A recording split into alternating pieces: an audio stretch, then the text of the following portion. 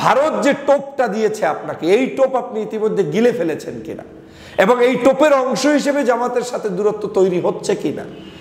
ভারতের তো কোনো অধিকার নেই আমার দেশের কোনো রাজনীতি, সমাজনীতি, কোনো ব্যক্তিত্ব, কোনো কিছু নিয়ে আলোচনা করার, কারণ এই বাংলাদেশের ভারত যা ক্ষতি করেছে এই যাবৎকালে ভারতের চাইতে বেশি ক্ষতি কোনো দেশ আমার দেশে করে না।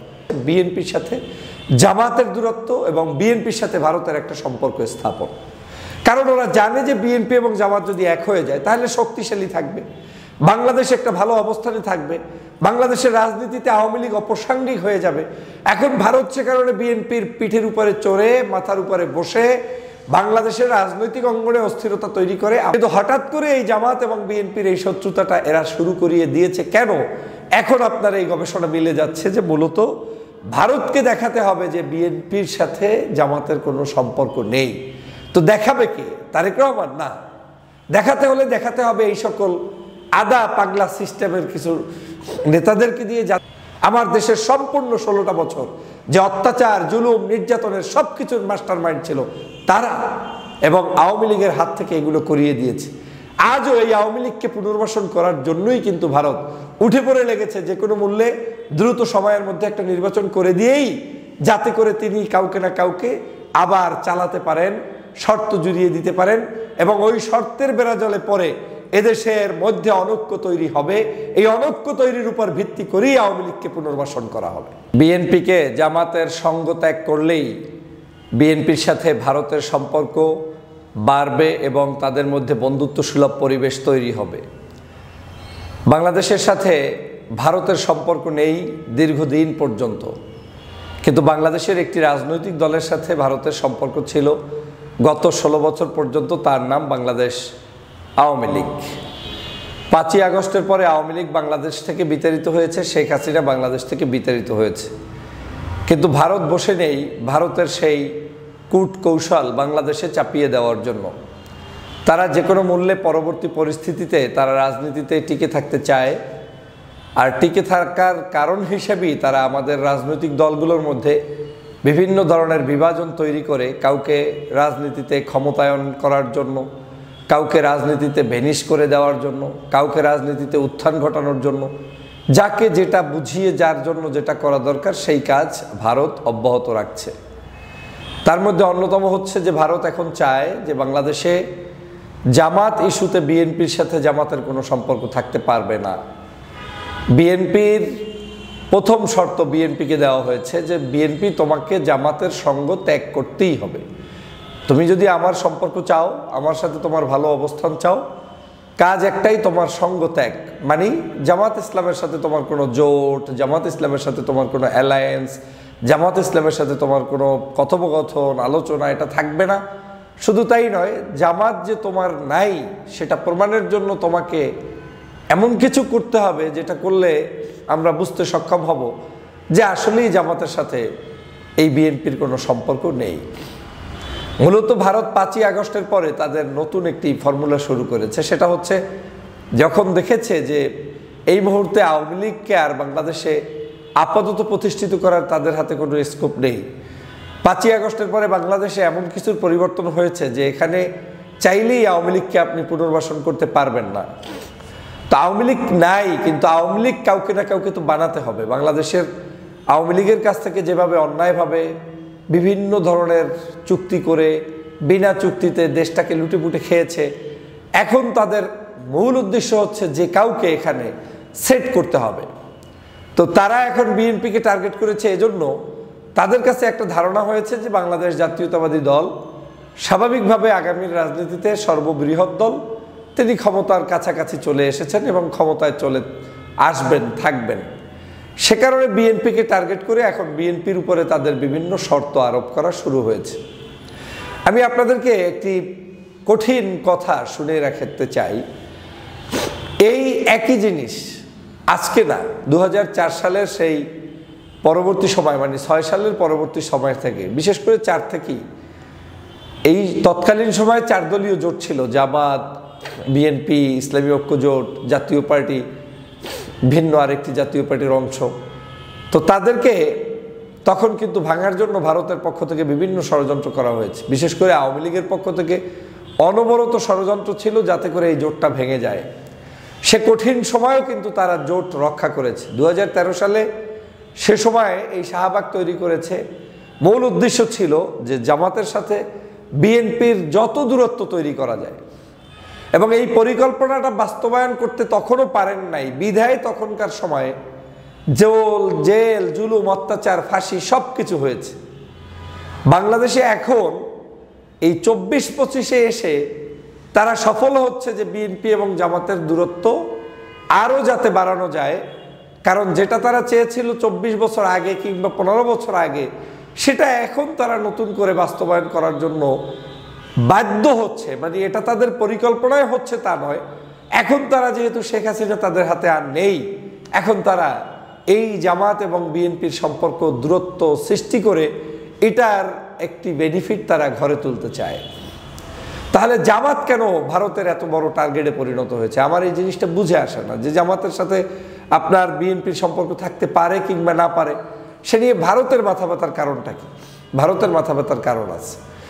ভারত সবসময় আপনার দালালি পছন্দ করে, মানে আপনাকে যে কোনো মূল্যে দালাল হতে হবে, দেশ বিক্রি করতে হবে, ধর্মের চিন্তা চেতনা, মুসলমানদের অধিকার ক্ষুণ্ণ করা, এদেশের নাগরিকদের সাধারণ অধিকার ক্ষুণ্ণ করা, এই জাতীয় সকল কাজ ভারত আপনার দ্বারা করাইতে গেলে, আপনাকে চাপ প্রয়োগ করতে গেলে আপনি যাতে তখন বলে ফেলে না বলেন, দেশের স্বার্থে যাতে না বলেন যে না আমি এটা পারবো না। আমার বিশ্বাস যদিও বিএনপি এটা করবে না, কিন্তু বিএনপিকে তাদের অপশনের বাহিরে আর কোনো দল নাই, কারণ তারা জানে বিএনপি ক্ষমতায় আসতে পারে। তো এখন বিএনপি জামাতের মতো না, তবে জামাত আর বিএনপি যে এক না এটা তো তারা জানে। সে কারণে এখন জামাতকে তারা টার্গেট করে, আর জামাতকে সহজেই বিশ্বের বিভিন্ন জায়গায় উপস্থাপন করা যায় যে এটা দাড়িওয়ালাদের দল, টুপিওয়ালাদের দল, ইসলামওয়ালাদের দল, এটা যুদ্ধ অপরাধীদের দল, যেহেতু 13 সালে তারা ফাঁসি দিয়েছে, মিথ্যা প্রোপাগান্ডা, যা যা প্রয়োজন সব কিন্তু এই দলকে দিয়ে দেওয়া সম্ভব। সে কারণে ভারত এটা শুরু করেছে। আমি এটা সত্যতা বোঝার জন্য একটু গবেষণা করে দেখলাম যে আসলে ভারতের এই কাজটা আজকে না, অনেক দিন আগ থেকেই শুরু করে ফেলেছে। কারণ সাম্প্রতিক সময় আপনি দেখেছেন বিএনপির কয়েকজন সিনিয়র নেতা, বেশ কয়েকজন নেতা কথায় কথায় জামাত নিয়ে কথা তোলে, এবং তাদেরকে নিয়ে আমি ভিডিও দিয়েছি, বক্তব্য দিয়েছি। তার মধ্যে একজন হচ্ছে আপনার চাঁপাইনবাবগঞ্জের এমপি আপনার হারুন, তারপরে আরেকজন হচ্ছে ফজলুর রহমান, এইরকম নাম করা, এরপরে রুমিন ফারহানা সহ আরও অনেকেই অনেক কথা বলেছে। বিশেষ করে হারুন এবং মানে ফজলুর রহমান, এরা কিন্তু দিন রাত এখন বাংলাদেশের একটাই ইস্যু, সেটা হচ্ছে যেই ইস্যুটা থাকার কথা না সেটা হচ্ছে জামাত। কারণ আমাদের এখন থাকার কথা ঐক্য অথবা অ্যালায়েন্স, অথবা একজনের সাথে আর একজনের সৌহার্দ্যপূর্ণ সম্পর্ক। আমার তো বিএনপির শত্রু জামাত না, জামাতের শত্রু বিএনপি না, কিন্তু হঠাৎ করে এই জামাত এবং বিএনপির এই শত্রুতাটা এরা শুরু করিয়ে দিয়েছে কেন? এখন আপনার এই গবেষণা মিলে যাচ্ছে যে মূলত ভারতকে দেখাতে হবে যে বিএনপির সাথে জামাতের কোনো সম্পর্ক নেই। তো দেখাবে কে? তারেক রহমান? না, দেখাতে হলে দেখাতে হবে এই সকল আদা পাগলা সিস্টেমের কিছু নেতাদেরকে দিয়ে, যাদেরকে জনসম্মুখে এ ধরনের মন্তব্য করলে দলের কিচ্ছু যায় আসে না, কিংবা আবার ওই মানে কেউ প্রশ্ন করলেও বলবে এগুলার ভাই সময় কই, এরা তো দল করে, এদের মতো লোকজন তো দুই একজন থাকবেই। ভারত সে কারণে এখন বেছে নিয়েছে বাংলাদেশ জাতীয়তাবাদী দলকে। যে কোনো মূল্যে বাংলাদেশ জাতীয়তাবাদী দলের সাথে তাদের সখ্যতা বৃদ্ধি করতে চাচ্ছে, এবং জাতীয়তাবাদী দলকেও এমনভাবে তৈরি করতে চাচ্ছে যাতে করে এই দলটি দীর্ঘদিন টিকে থাকতে না পারে, যাতে করে তাদের ষড়যন্ত্র বিএনপির উপরে চাপিয়ে দিয়ে কিছুদিন হয়তো শর্ত সাপেক্ষে ক্ষমতায় রেখে পরবর্তীতে আওয়ামী লীগকে পুনর্বাসনের জন্যই মাঠে নেমেছে মূলত ভারত। এটা যত দ্রুত বিএনপি বুঝতে সক্ষম হবে তত দ্রুত তারা দেশপ্রেমিক দলে রূপান্তরিত থাকবে, যত দ্রুত এটা বুঝবে না তত তারা ক্ষতিগ্রস্ত হবে। এটা নিয়ে কোনো সায়েন্স পড়ার বা বোঝার কোনো দরকার নেই। কারণ এই 24-এর গণ অভ্যুত্থান হয়েছে ভারতের আধিপত্যবাদের বিরুদ্ধে, 24-এর গণ অভ্যুত্থান হয়েছে ফেসিবাদের সকল ষড়যন্ত্রের বিরুদ্ধে, আওয়ামী লীগের বিরুদ্ধে।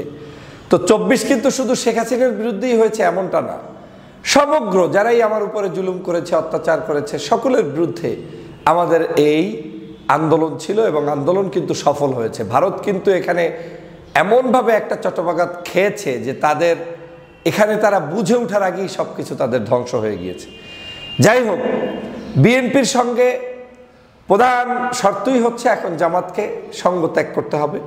আর বিএনপির সঙ্গে দিল্লির এখন একটা সম্পর্ক স্থাপনের ভালো সুযোগ তৈরি হওয়ার কারণও দীর্ঘদিনের সঙ্গী জামাত ইসলামের সঙ্গে বিএনপির দূরত্ব বেড়ে যাওয়া। এই যে একটু আগে বললাম যে বিএনপির সাথে দূরত্ব বেড়ে যাচ্ছে এবং পরিকল্পিতভাবে জামাতের সাথে এই দূরত্ব বেড়ে যাওয়ার কারণে এখন ভারতের সাথে একটা সম্পর্ক আছে। ভারত এখন যে সুরে কথা বলবে বিএনপিকে সামহাও ওই একই সুরে কথা বলানোর চেষ্টা করানো হবে।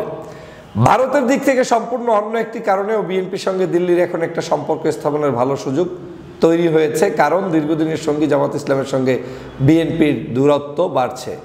ঢাকায় ভারতের সাবেক হাই কমিশনার রিবা গাঙ্গুলি দাস বলেন, ডেফিনেটলি জামাত আর বিএনপির মতবিরোধগুলো এখন খুব স্পষ্ট।